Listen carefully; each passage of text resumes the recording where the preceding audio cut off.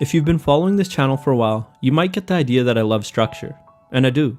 I love productivity, organization, order, and I try to be as disciplined as possible. When some people hear this, they think that it's boring. They equate a disciplined life of structure to feelings of entrapment. Before I get into my thoughts on the topic, I want to tell you a story. So it's a hot sunny day out, and there's this bee, and her name is Bertha. Bertha is buzzing by her hive with some other bees, just relaxing and having a good time. Like the other bees, Bertha may have some aspirations of doing great things one day. I can't really say, bees probably don't have that kind of ability to think those kind of thoughts.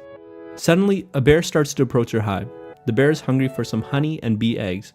In an attempt to save her hive, Bertha stings the bear, but its skin is so thick that when she tries to pull her stinger out, she dismembers herself and dies. The sad part about this story is that Bertha had no choice. Through years of evolutionary wiring, she has evolved to sting threats. It's a biological reaction to a dangerous situation. She has no idea that her stinger will get stuck and that she'll die. If she had known she would have died, she might have flew away and saved her own life. Bees are prisoners to their own biology. Unlike bees, humans have the ability to override their biology through self-discipline.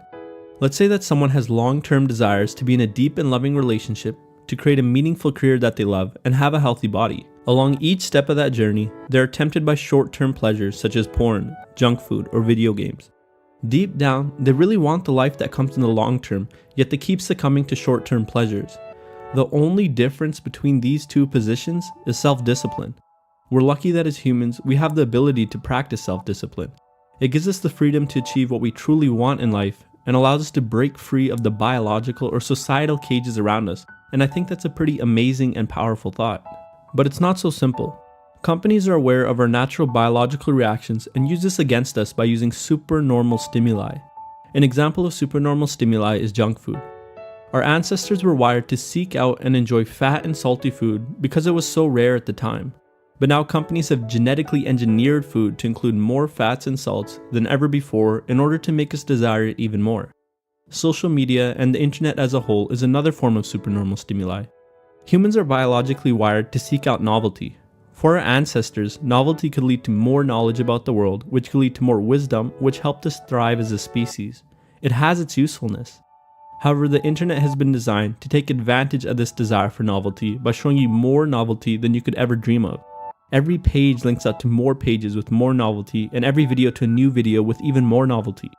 Video games do the same thing. Some evolutionary psychologists believe that video games, like first-person shooters and massively multiplayer online role-playing games, imitate environments that would be similar to the ones our ancestors navigated in the past, but supernormal versions of them.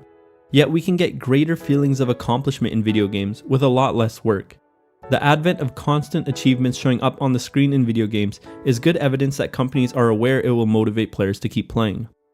So not only are we sabotaged by our own biologies, but we're being targeted by corporations seeking to take advantage of us and make a profit. On the plus side, you and I are not like the bee because we're not caged by our own biology. With self-discipline, we can live the life we truly want. We have the choice to be free.